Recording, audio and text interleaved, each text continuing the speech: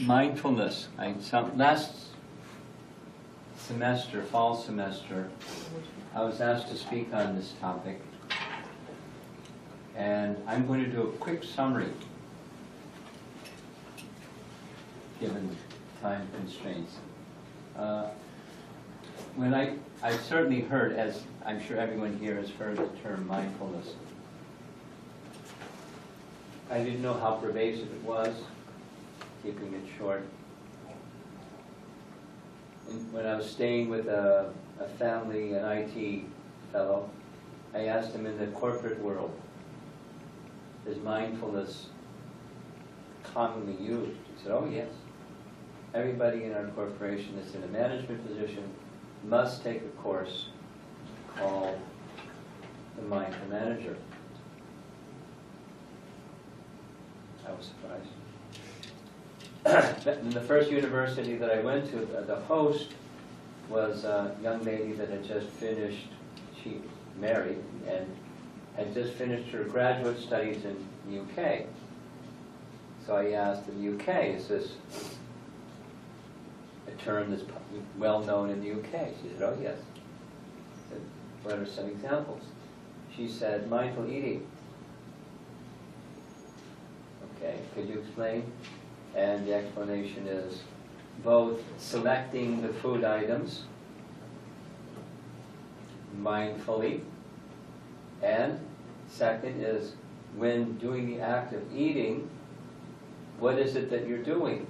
Be mindful, you're nourishing your body, and then she extended and said, so that you're able to make your way mindfully towards whatever your purpose and mission in life is. Wow, that's cool.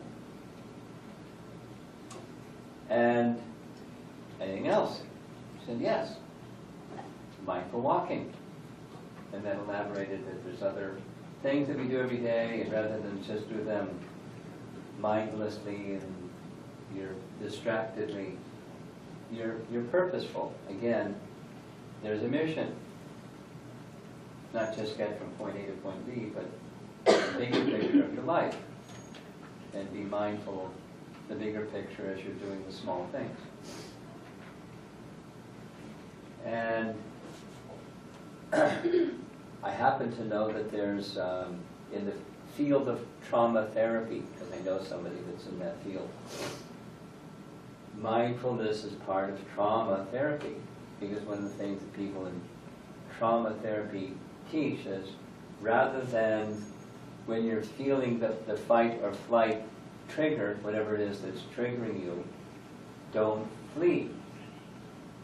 Stay, face the tiger, the feelings, etc., etc. Feel it in your body, and where's that coming from? And if you want to resolve the trauma, you have to be mindful. There's further details about all of that. However, my understanding of where it comes from, mindfulness, the now popular term in so many other ways, is Buddhism. Because part of what I do every year is go for about a month and a half to China. I don't go dressed like this, but I participate in sharing this message with people in China. And when they come to know about the message, and particularly the source of this is Bhagavad Gita, and they hear Bhagavad Gita's message, they go, oh, that sounds something like Buddhism. And what are the similarities and differences, and it goes in all that direction. So I've had to learn something about Buddhism that I didn't know before I went there. And just quickly, ABC Buddhism is, Buddhist teaching is the root or the cause of all suffering is desire. If you want to become free from suffering, become free from desire. What's the procedure? Well, it starts with mindfulness.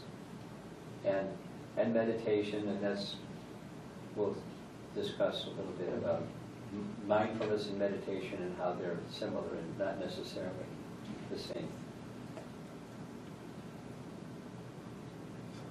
So, keeping it very simple because of time. There are many brands of Buddhism I came to learn, but one of them, the general picture is, in the language of Bhagavad Gita. Anybody here unfamiliar with Bhagavad Gita? And I should, rather than just holding up the book, explain a little bit? Okay, 0, okay.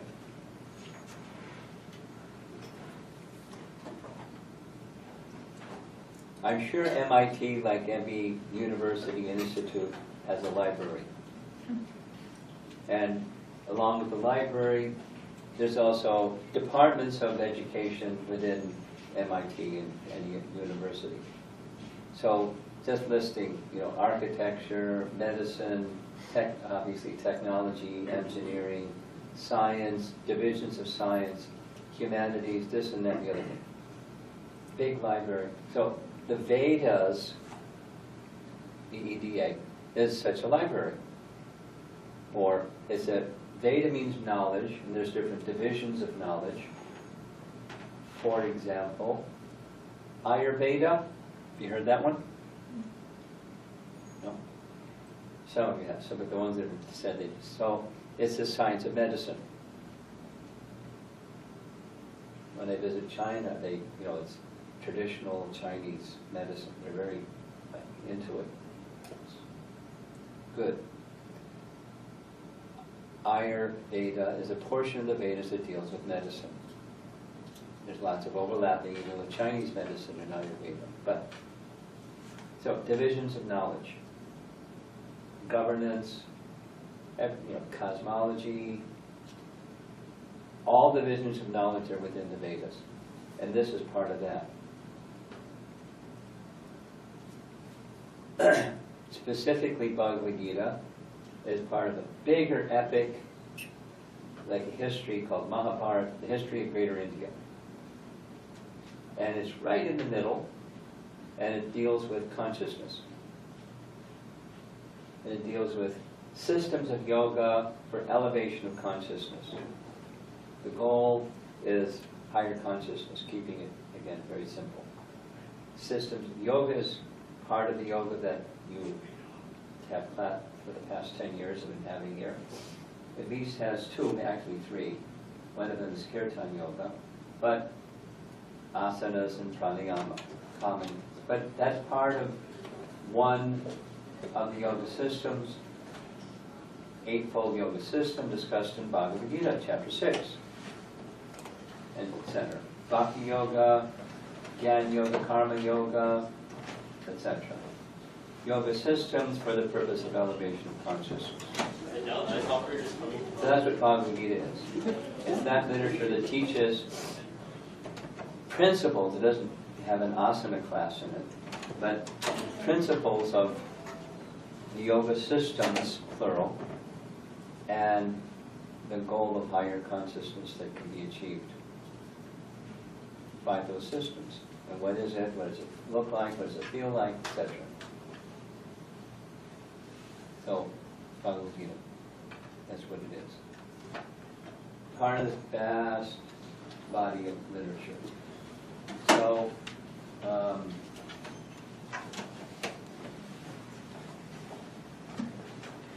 in Bhagavad Gita, it speaks of the most. There's several topics. One of them is material nature, and it's the largest. There are more verses in Bhagavad Gita about the modes of nature than any other topic, because it governs our life. So Buddha's teaching doesn't use that language, modes of nature, sattva guna. It just says you should live your life in goodness. It gives principles that you should live your life by. And within that chamber, incubation chamber of mode of goodness, do meditation and be mindful. Be in the moment. Be in the moment. Be in the moment. Don't be ruled by passion. Don't be ruled by ignorance. remain in the mode of goodness, be in the moment. The goal of that is to go on the other side of the moment. What's there? Nirvana. You heard that term? Yes. Nirvana is a Sanskrit term mentioned in Bhagavad Gita that literally means cessation of material existence. So if you're on the other side of desire, because moments are but sequences of desires, particularly within the mind, that transform over time. That's another topic of Bhagavad Gita, the time energy. And modes of nature. So that's life. Material nature moving the living entity along this machine, and modes of nature and karma are influencing us. So finishing suffering is on the other side, that beyond the moment, into this realm of enlightenment, known within Buddhism as nirvana.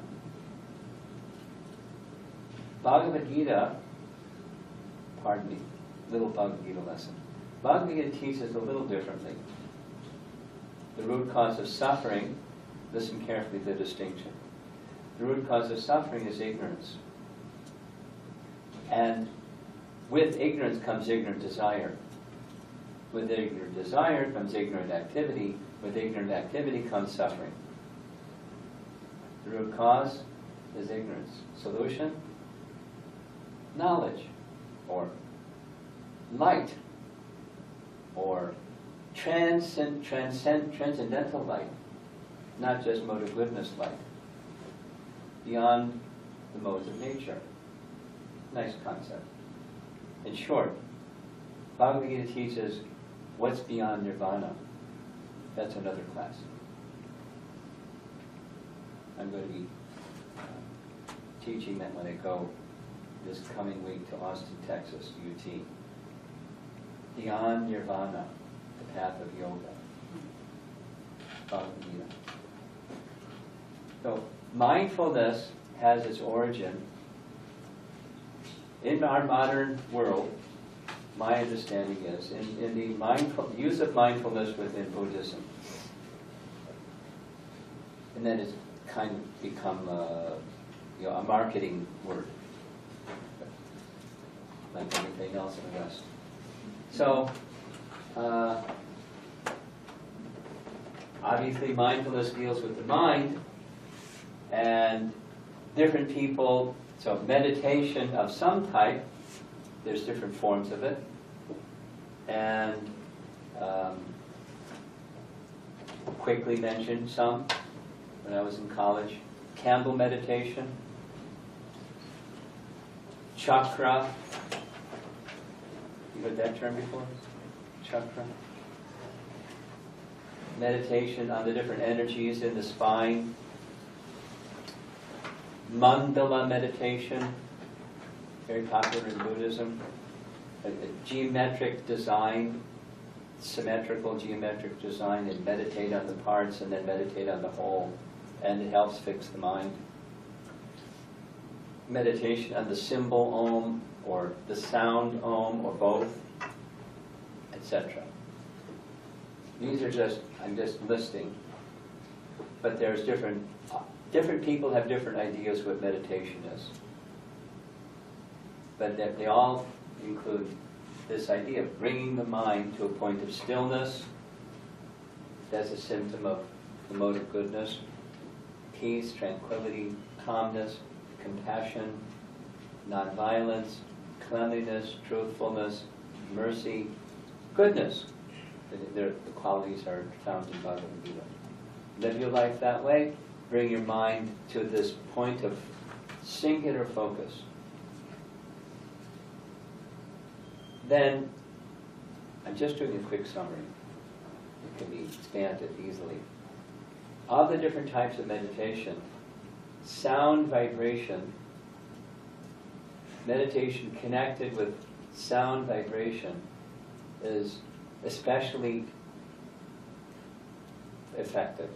It does it within the Vedas, modern medical research and neurology research and things like that show it's true. There's one example, there's so many. In the month of July, somebody sent me an article that was recently published in some scientific journal, forget the name, published by a retired neurologist from Spain. And during his whole life as a neurologist, he had a fascination, maybe you could say an avocation, a side interest in Sanskrit. So Sanskrit is the language that the Vedas were written in, including Bhagavad Gita. Now it's available in English. And so this neurologist, when he retired, he spent 14 or 15 years using his neurology savvy to go to India and study people with CAT scans and all the other things that they do, to see what's the effect of people who engage in the sound vibration of Sanskrit. The article is called, quote, the Sanskrit effect.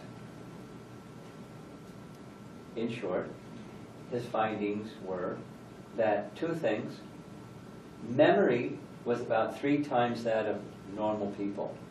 That is, those who regularly, for some time each day, engage in reciting Sanskrit phrases from the Vedas, their memory increases by 3 times, generally speaking, average. And the second is the awareness lobes in the back of the brain were far more developed in those persons than those that don't. So an extensive study. I wasn't there for his study, but published in a journal. So if you want to be good in your academic work, chant Sanskrit mantras. It'll help you be effective in your studies and in your career and in life, even from the material point of view. What to speak of beyond nirvana point of view. And in the one part of the, I'm looking at you two in particular because you've not heard of the Vedas. One part of the Vedas is the Upanishads. Heard that before? No. Those of you from India know what the Upanishads are. And maybe some of the other people also know. Upanishads is a philosophical portion. There's the ritual portion and there's the philosophical portion. The Upanishads are rigorous texts that explain the philosophy behind stuff. Whatever is in the text, it explains how to build a building, the architectural, etc., etc., etc. All the other portions of the Vedas. The sociology section, the arts section, the music section, there's the philosophy behind it. Because all of it is aimed at higher consciousness. Human form of life is meant for that. Not just meant to get ahead. Whatever that means to different people. It's meant for higher consciousness. That's the mission, human mission. So, the Upanishads is the philosophical portion behind all the Vedas, or supporting all the Vedas. And it speaks of the mantra that you just were chanting together in the Upanishads, saying there's so many mantras, and of all the mantras, this one, spells it out, is Maha, means great. Maha mantra, especially meant for this age of Kali. And the age of Kali is really quickly. The Vedic picture of time is time moves in cycles. Like summer, fall, winter, spring, or, day and night, or there's small ones and there's medium ones and there's big ones. And there's the period of creation, manifestation, cosmic annihilation, resting. And then again creation. Just time moves in really, those are the really big ones. And then there's medium and small ones. So this particular period of time that we're passing through is like winter. The winter, it's Kali Yuga, the age of quarrel and dissension. Easy to see. And it becomes, it's kind of like a vortex. It goes further and further and accelerates and goes down and down and down. That's the age of Kali. Difficult.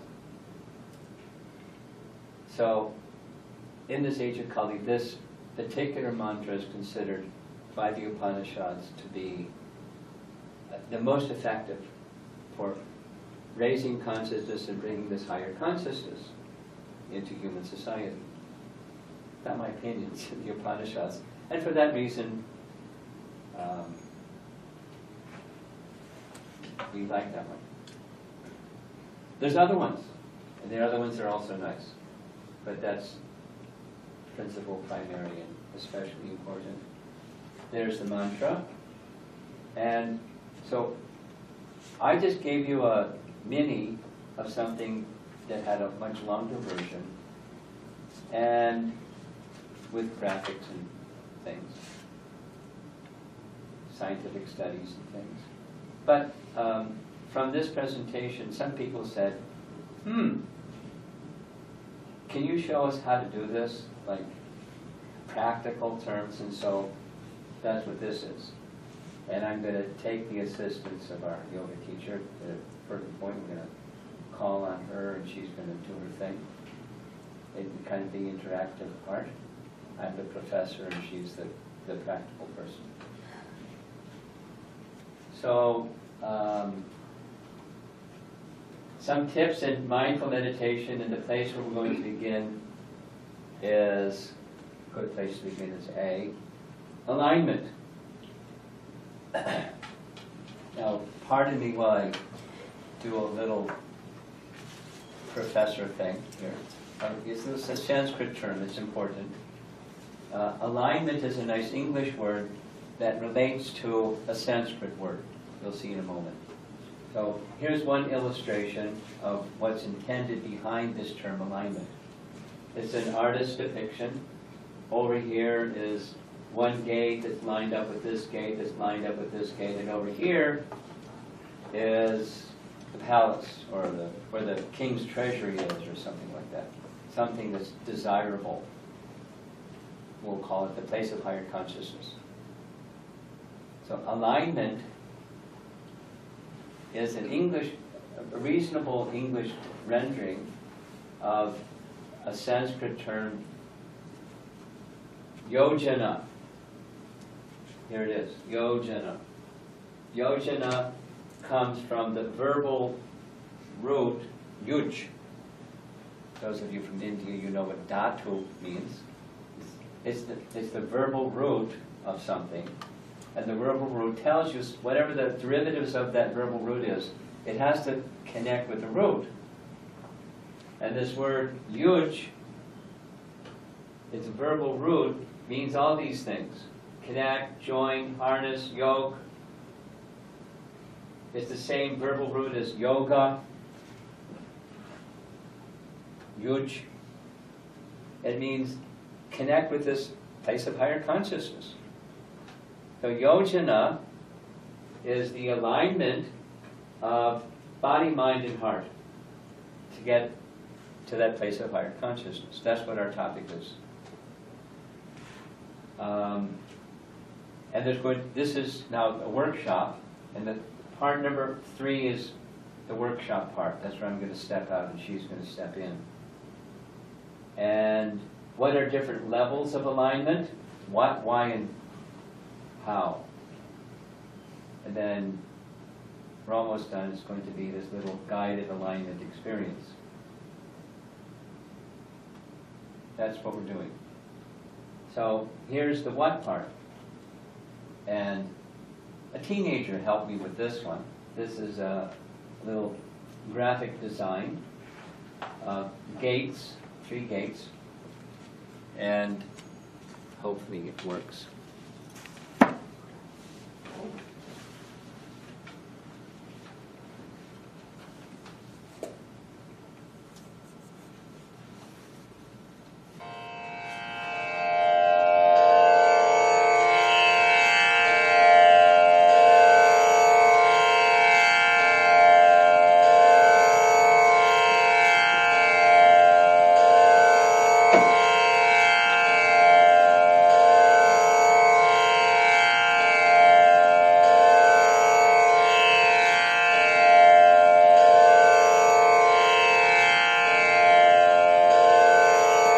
That's just a graphic design, teenager's graphic design of the image that you saw on the right-hand side. We're going to spend time with each of those gates so we can get to this place of higher consciousness and be there even within the body or within our present moment of mindfulness. This is a workshop to help us go there and do that. That was the what part. The 1/3 done. Why has some other parts. Alignment helps with meditation of any kind, certainly with mantra meditation. And when we do mantra meditation nicely, the distracted mind can progress to an absorbed state of mind. It takes some practice, but a distracted mind can become absorbed through the assistance of alignment. And in the mature stage, the sense of yojana, or full connection, connecting with that place of higher consciousness. There's steps to get there. Like the unfolding of a seed as it sprouts and manifests leaves and eventually produces flowers and more seeds. Maturing of consciousness through alignment. We're just speaking about alignment now. Alignment to help with mantra meditation.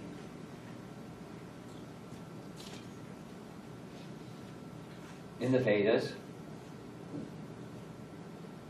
one of the procedures in the Vedas is this fire sacrifice. And so in the fire, some ghee or clarified butter is being offered along with mantras. It's part of the procedure of Vedic sacrifice, yajna. One portion of the Vedas that I already mentioned is Ayurveda. Ayurveda deals with medicine or health. And according to Ayurveda, there are two types of fire of digestion. Now, digestion, according to allopathy, probably doesn't have this idea, but in Ayurveda, it has the idea that within the region of the stomach, there's Agni, or fire, and the fire of digestion does its thing. Like, we don't have to think about it. We just put our mindful eating objects into the mouth and chew it and swallow it, and the fire of digestion helps to digest it. According to Ayurveda, if your fire of digestion is strong, you'll be healthy. And if your fire of digestion is weak, and you put food in the stomach, it doesn't digest. It turns into toxin, or the Sanskrit word in Ayurveda is am. And that toxins go to tissues and organs in the body, especially the weak ones, and you become ill. So one of the systems of good health in Ayurveda is detox and strengthen the fire of digestion. That's one of the fires, Agnis, according to Ayurveda.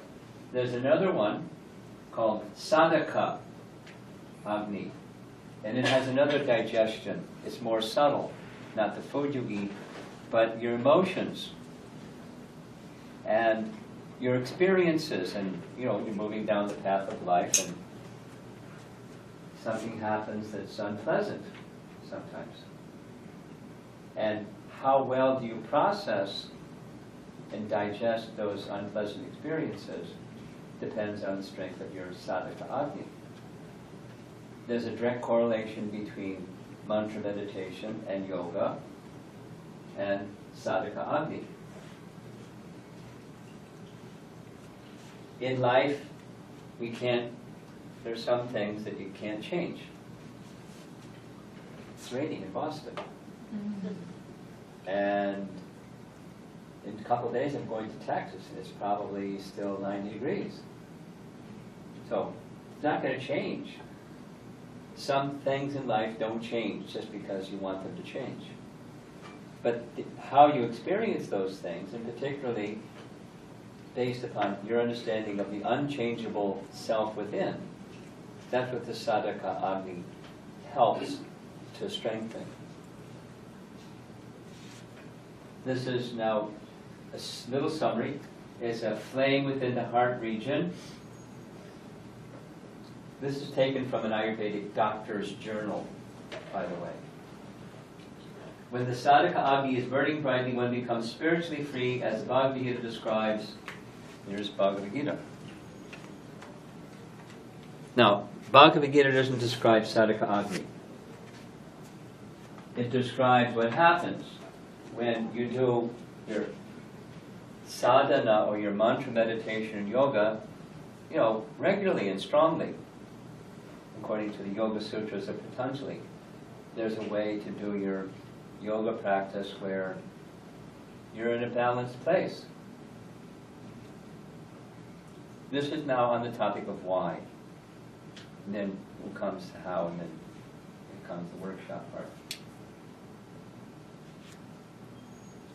Untouched by negativity, as the lotus flower remains untouched by water. Those of you that have, I remember the first time I saw a lotus, I was surprised. There's long stem, and the flower of the lotus opens above the surface of the water. So even if there's a storm and the water surface is disturbed, the lotus isn't disturbed. It may sway a little bit in the wind, but it doesn't get wet because it's above the water. Similarly, from Bhagavad Gita, if your consciousness is strengthened, if your consciousness is raised by mantra meditation and yoga practice, you remain undisturbed, even you're in the midst of a disturbing situation. That's one of the why reasons for a higher consciousness. Directly taken from this International Ayurvedic Medical Journal. Quickly, sadhaka agni, with its location as hridaya, heart region, can act as an instrumental tool for achieving intelligence, discrimination, self-esteem, and enthusiasm. Its functions are very similar to the functions of higher centers of the brain carried out by different neurotransmitters. You want to do well in school? You want to have good intelligence, discrimination, self-esteem, and enthusiasm? Do mantra meditation and yoga every day. It'll help you in all respects. This is some of the why reasons. But facing it in terms of sadhaka agni.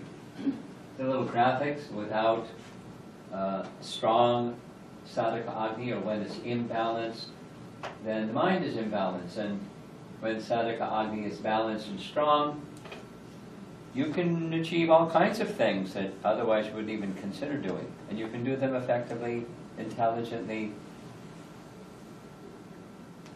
very well. So, summary. Alignment helps us to balance our sadhaka agni, thus improve our meditation. That's a why principle. Now comes the how, and this is the workshop part. Heads up. At the end, we're going to invite you all to take part in a little exercise.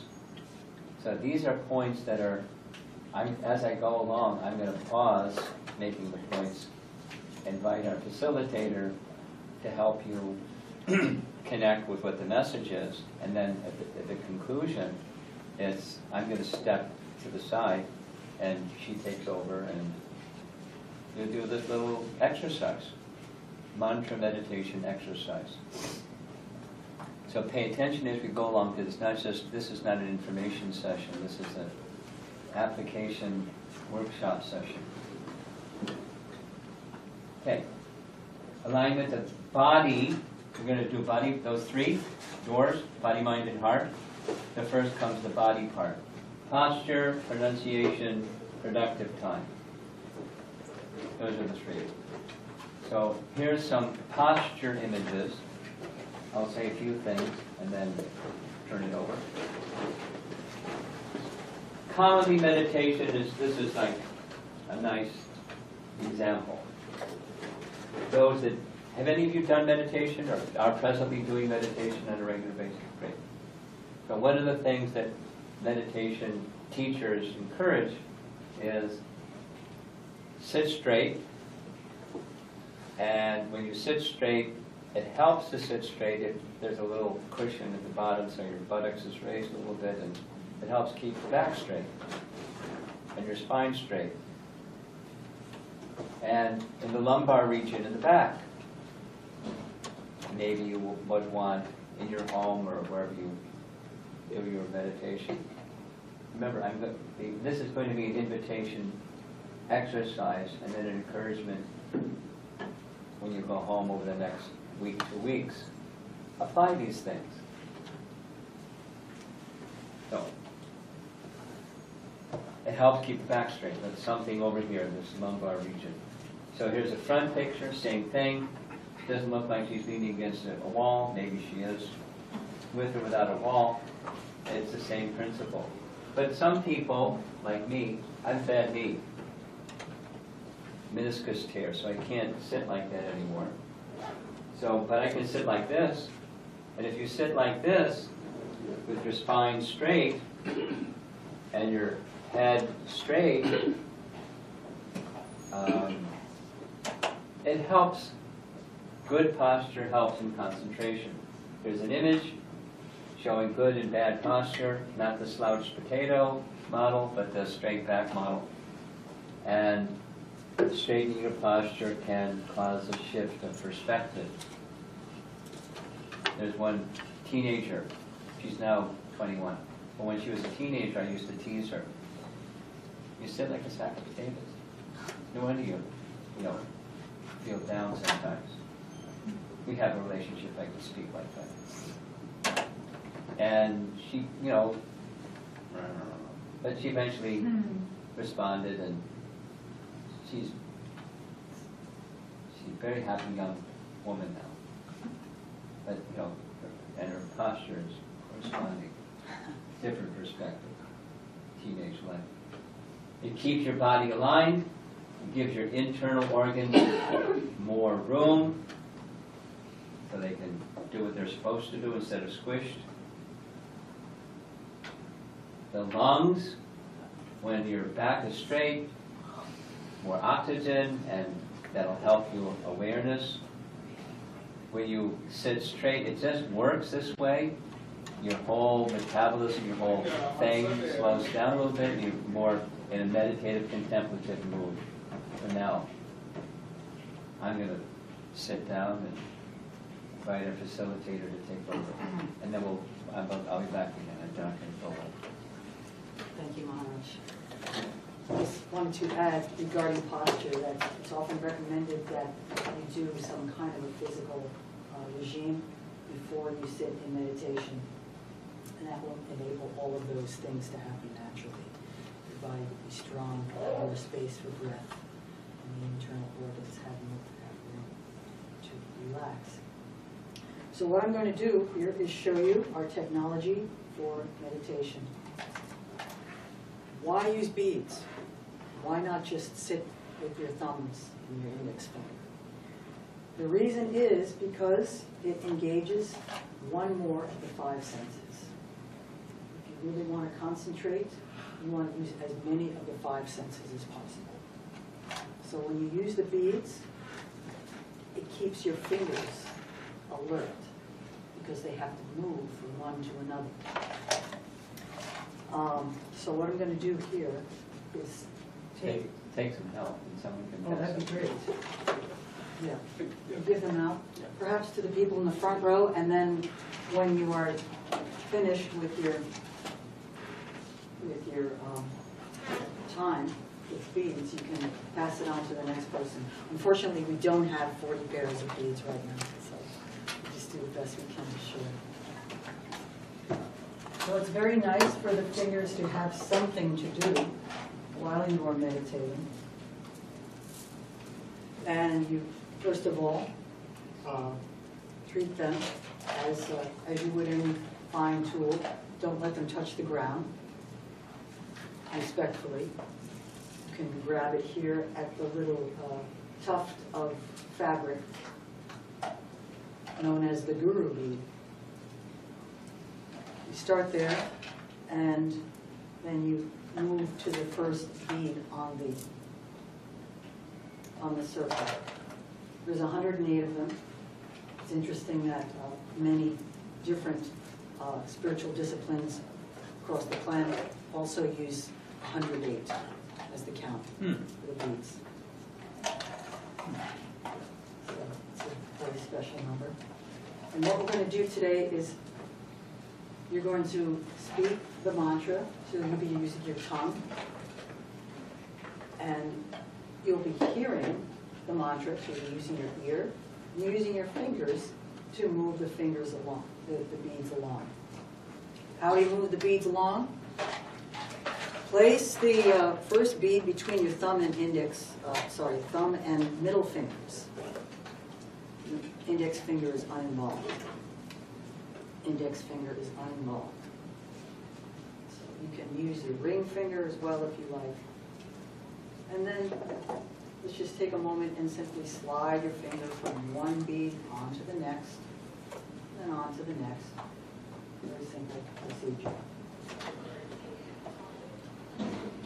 It seems it's too simple, but actually you'll be amazed as you go along how such a simple thing can keep your mind focused in the here and now. So we'll start with the mantra, and we'll repeat the mantra together. For each bead, there's a full 16-syllable repetition of the Maha mantra. Would it make sense to have that up on the screen? Sure, but we're going to do one piece at a time. One piece. The alignment is the posture first, then comes pronunciation. Okay. So One piece posture. at a time. So posture. Starting with the posture. You've got your beads here. You can allow them to drape over your lap if you're sitting.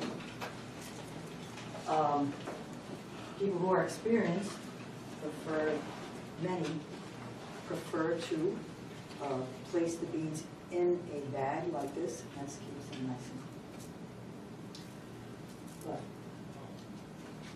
for now, the posture is,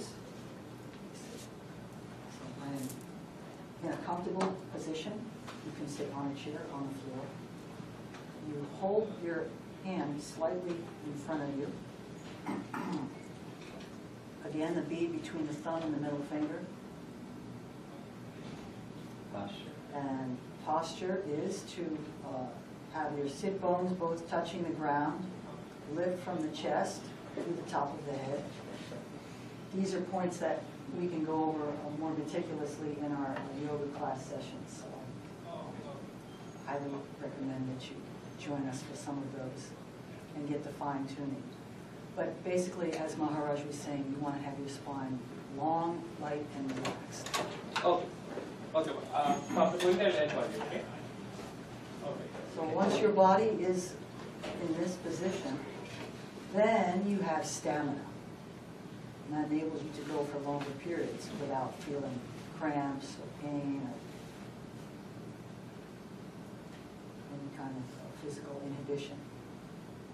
So the fingers are slightly in front of you. You can have them this way or up. There's a relaxed mode for your hand. And then the mantra is repeated. So I will say the mantra, and you can, at this, regarding posture of the eyes, there's a couple of things you can do. You can slightly close your eyes, allow your eyelids to droop. Sometimes closing the eyes can cause you to go to sleep, so watch your practice. Another very effective practice is to find something to focus on with your eyes.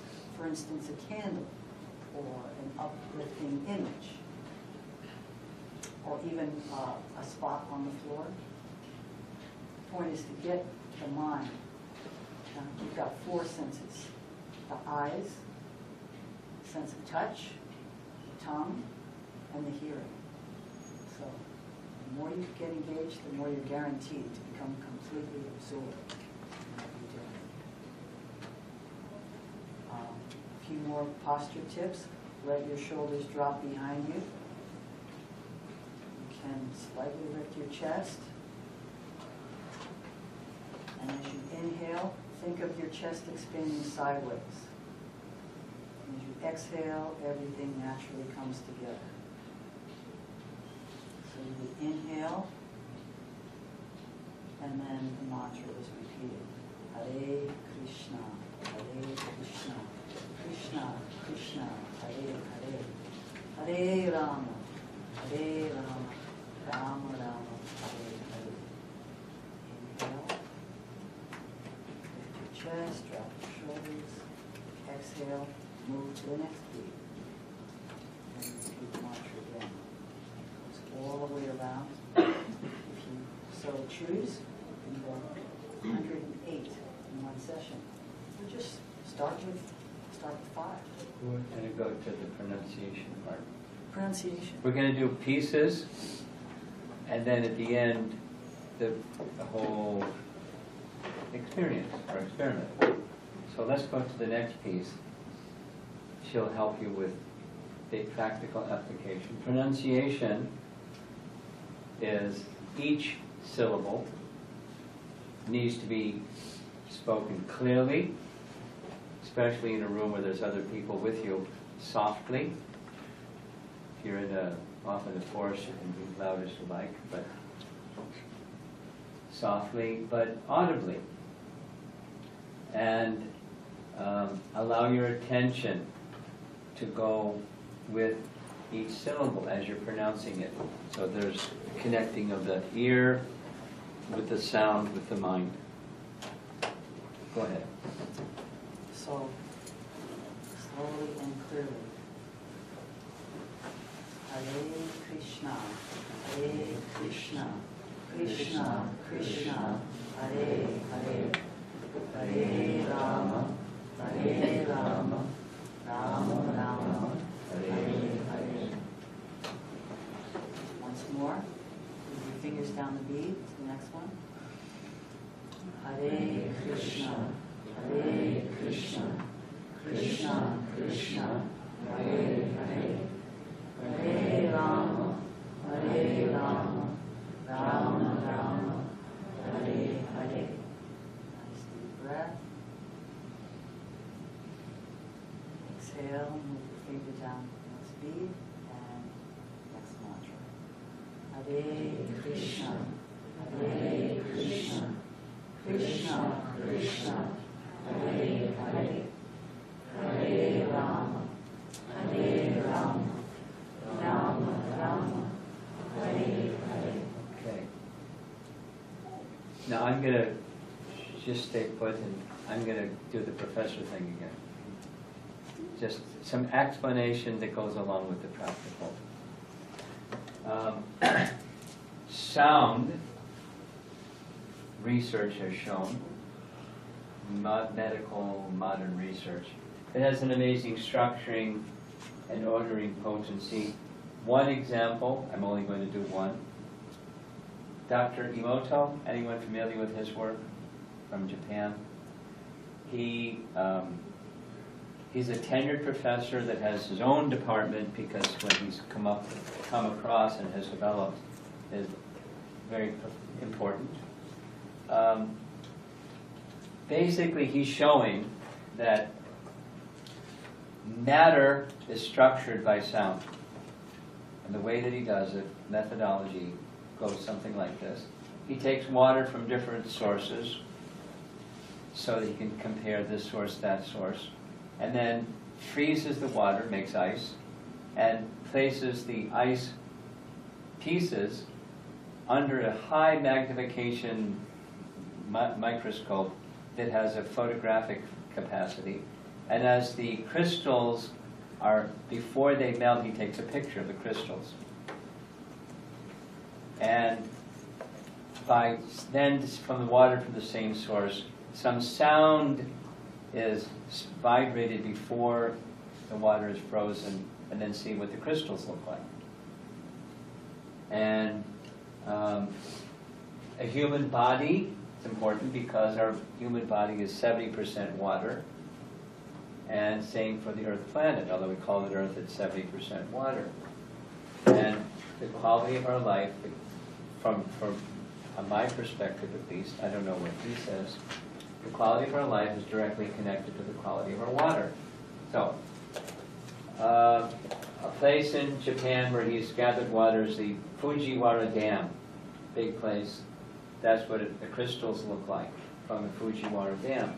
And then when he takes some prayer before freezing the water, that's what the crystal looked like, a little different. And from the same source, the Fujiwara Dam, there's with heavy metal music above the water, pronunciations, through sound you make me sick, I will kill you, that's what it looks like.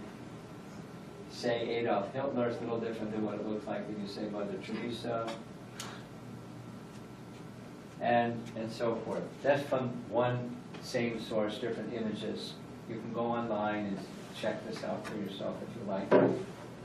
Here's a Sanskrit crystal, or prayers, Sanskrit mantras spoken, and then this is what the water looks like, the crystal. So what does all of this mean? What does that affect us? Since our body is 70% water, when there's negative sound vibration, there's negative energy that goes into the body and into the water composition, and our body is filled with ugly shaped molecules, and that makes us diseased, and your mind becomes disturbed similarly as a result. So, practical ordering structure. Now, when is a good time to do yoga and meditation? Anyone that's taken yoga classes, whoever your yoga teacher is, most likely early in the morning that's the best time. And there's a reason. According to Bhagavad Gita, once again, this modes of nature topic, the morning hours are mode of goodness hours. And the day is go, go, go, go, mode of passion.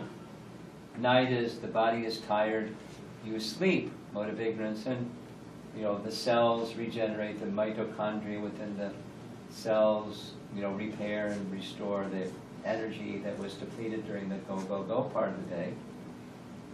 And then there's the morning. That's the mode of goodness hours. So the Sanskrit term is muhurta, a certain measure of time, and Brahma Muhurta is the best time. So you want to know? It's just before the sun rises, about an hour and 36 minutes before the sunrise. So here in Boston, it varies according to latitude, but around 6:30. So 5 o'clock in the morning till 6:30. For many students, that's like, forget it. But from the Vedas' perspective, it's the best.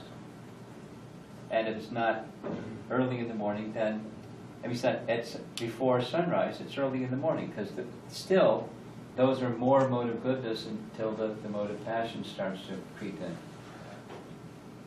So this is information, background for you, over the next couple of weeks, if you want to take this understanding and apply it. The mode of goodness is prominent, and during that mode of goodness time, the mind is more calm, and it's easier to do meditation and yoga. And the mode of goodness in general nourishes empowerment and productivity and clarity. So it's good time, anytime early.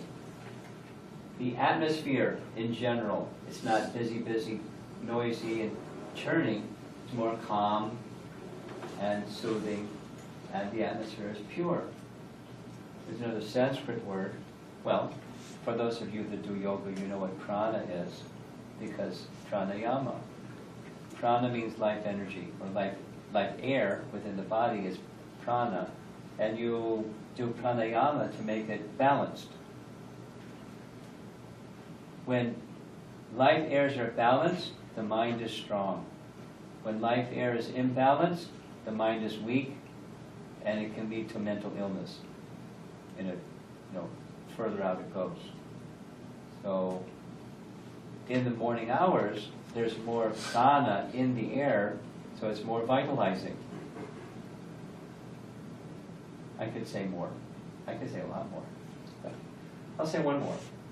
The Ayurvedic doctor that I see is really firm about this to her patients. And she says, according to Ayurveda, I've heard this from the West also, but if you take rest after 10 o'clock, lots of students take rest after 10 o'clock, but from an Ayurvedic perspective, the body does not receive the rest benefit as much as if you take rest before 10 o'clock. So that is to say, same number of hours, actually she says, take rest by 9 o'clock. But after 10 o'clock, it's not as restful for the body. You need more hours of rest because it's not as restful for the body. If you take rest earlier, the body is more rested. And then you're ready for the mode of goodness hours in the morning to do your rejuvenating, reinvigorating of your higher consciousness and raising intelligence and becoming more calm and peaceful and more productive. That's recommended in Ayurveda. After rest, the mind is more fresh. Stagnation within the body, because at night there's restoring of the body, but things become sluggish. And it's helpful to the body and the mind to do yoga and meditation early in the morning. And you put your whole metabolism, your whole body, in cycle with the sun. Here comes the sun. Right? And so forth. So this doesn't require like a workshop.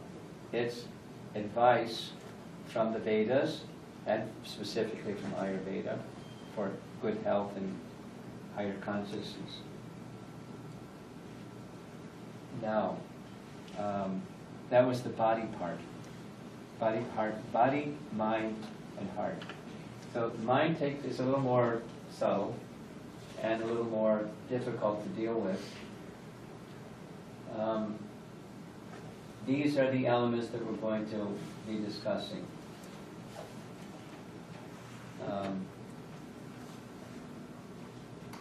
Detachment. So, understanding the functions of the mind is first, and she's going to spend a little bit of time, I think, at the end about determination. But here we go. We'll start with functions of the mind: accepting, rejecting. And I could give examples, but it's already 7:30, and I don't want to take more time giving examples. It's what the mind does. It accepts and it rejects. And it's like a binary processor. That's what computers are. It's just a representation of the function of the mind, accepting and rejecting a 1 or a 0. It's not 1 and a 0. There's not a third option. It's a 1 or a 0.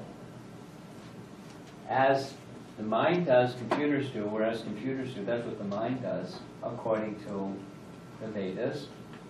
And a person's mind having these two functions, the Sanskrit term is sankalpa, that's the accepting part. And so in the mind I have some desires, and I'm going along in the process of life, and thoughts are arising, and I'm having experiences, and I'm organizing those thoughts or accepting some thoughts and my experiences to form some notion about who I am and what life is. But then there's things that we reject within the mind. That's this vikalpa. sankalpa, vikalpa. Rejecting thoughts, just like saying, planning your weekend.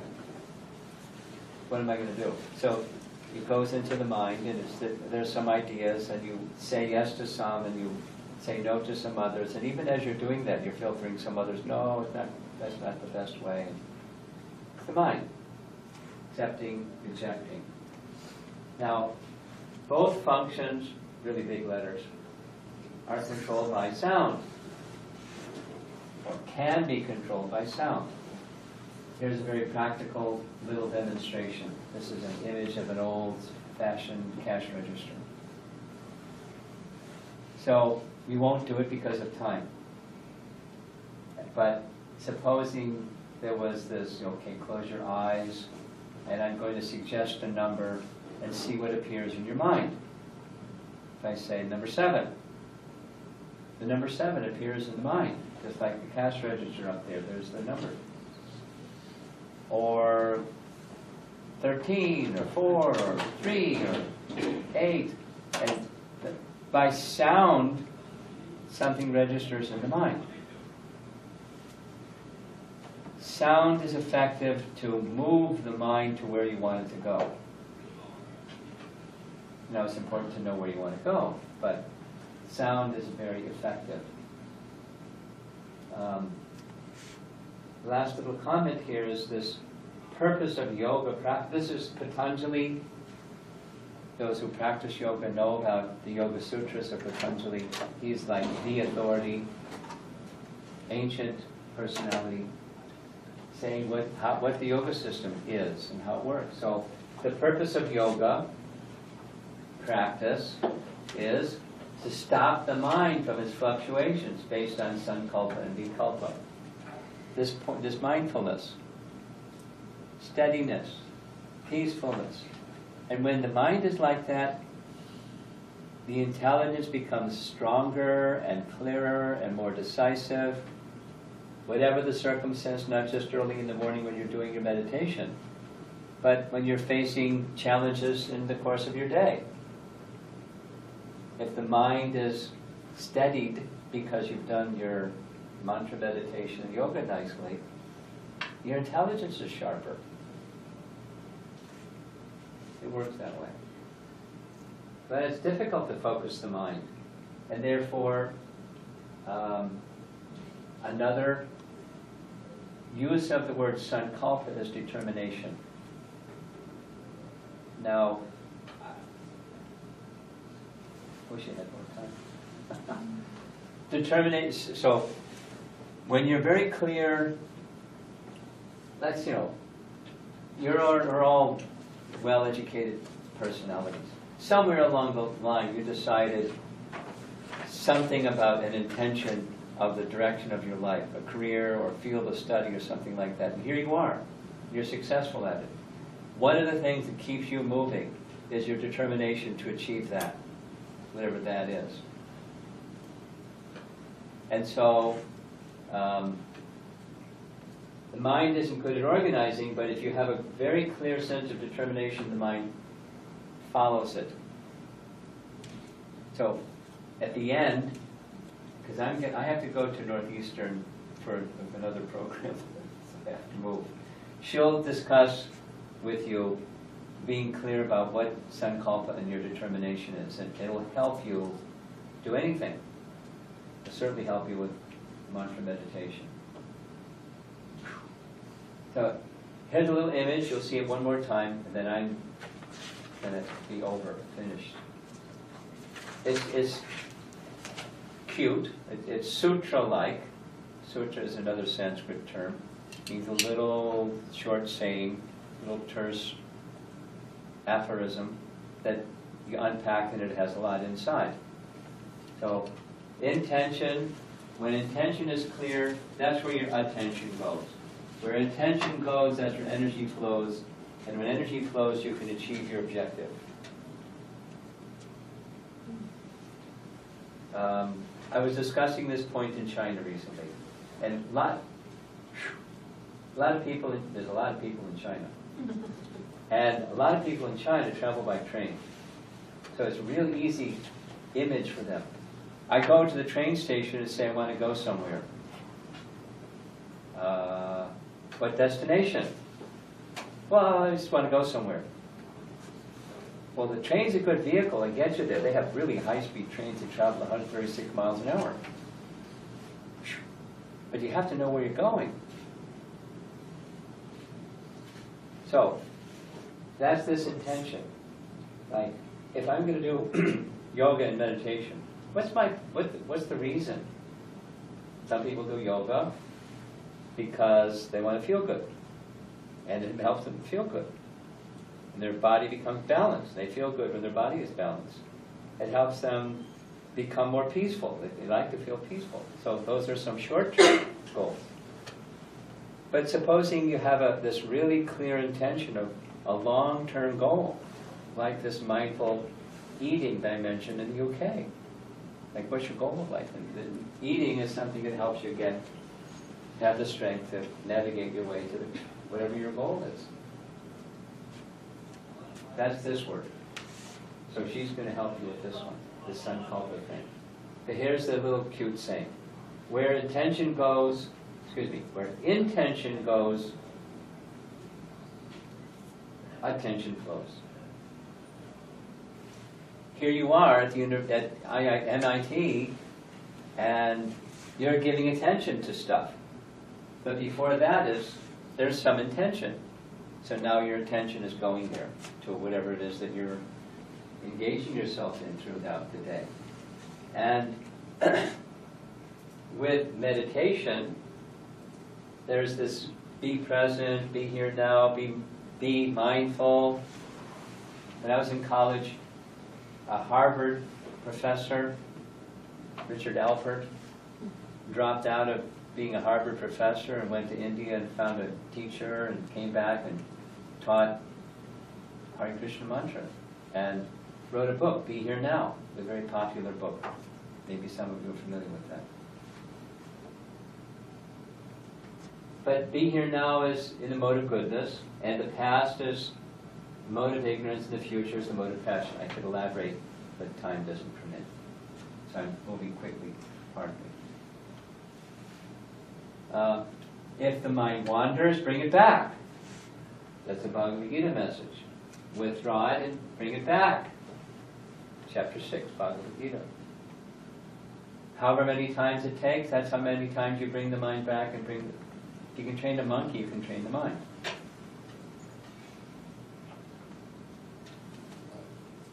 Your attention is driven by intention. It is like a camera lens that focuses. You have to focus the camera lens. Now, people that are interested in money, they're really focused. Everything is in terms of how they're going to make some money. Or the Olympic athlete, they're really focused. They discipline their lives like anything to get the gold medal or to whatever their particular sport is. Next. So, intention drives attention, and attention drives your energy, life energy, your everything. The last item on this topic of mind, the alignment of the mind, there has to be some detachment from other things.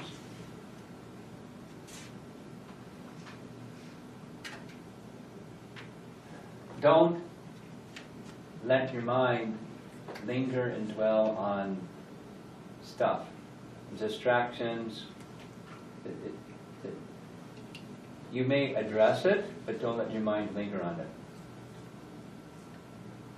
If there's a high mantra, helps. If there's a higher energy and a higher direction, that's higher purpose and attention and intention, the lesser things prioritize downward.